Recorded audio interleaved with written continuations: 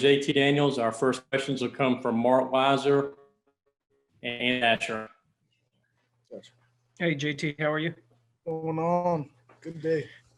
Yeah, can you kind of talk about the rhythm in the passing game, coupled with the balance in the running game, and how much you think you're clicking on offense now? Yeah, you said it. It was coupled together, and it's what we've been looking for the last couple of weeks. I'd say that was our first real complete game. Mississippi State, great throwing, didn't run it like we wanted to. South Carolina, more of a statement game. We came out trying to run it. Today we threw when the look said to throw, and we ran when the look said to run. Hey, JT, good to see you. Just talk about having a guy like George Pickens, at the other end of some of those passes, what it's like to work with him. I mean, maybe compared to other guys you had before. Yeah. How excited are you to have him for next year? I mean, George is that was the first look you really got where nobody's playing help on George, and it was George one-on-one. And that's what it looks like when it's George one-on-one. I'll never overthrow George. Never overthrow George. You always throw it up to him, and he's going to, a 50-50 ball with George is an 80-20 ball. And probably the most important thing he does, and him and I talk about it at least once a week, I tell him I'll throw it to you every single time as long as you make sure it'll never get picked if it ain't the right throw. So that's George. He one-on-one, throw it up to him. Thanks, man. Let's go to Brandon Sudge and then Dean Legge. Hey, JT, so I'll kind of follow up on that. How did he kind of give you guys the spark there in the second when the pass rush was coming at you? You couldn't really find much in the second, and you just started throwing it up to him. And did he kind of save you guys offensively? And then also with his celebrations and everything, how does that kind of give you guys a that's George being George. We love him to death. He's a great friend of mine. And yeah, when it's they were teeing off on us for a little bit. They had a good pass rush. I think they had a good scheme. You got to give Missouri a lot of credit. They had, I think, 2 drives in a row. They got to stop after 2 touchdowns to start it.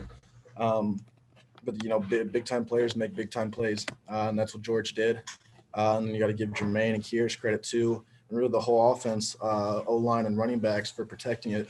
That 2-minute drive was huge. That was an absolute game changer.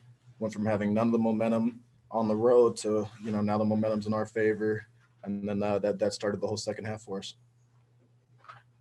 JT, you almost went for 300 again today. Was there a moment where it was, you're not used to playing in weather like this, I guess generally speaking, guys don't play in weather like this. Was there any time where it was too slippery, too cold, or the elements were kind of complicated? Did your hands ever get too red, whatever you want to call it? Yeah, we're playing in the cold. It's not as easy as playing in 60-degree weather.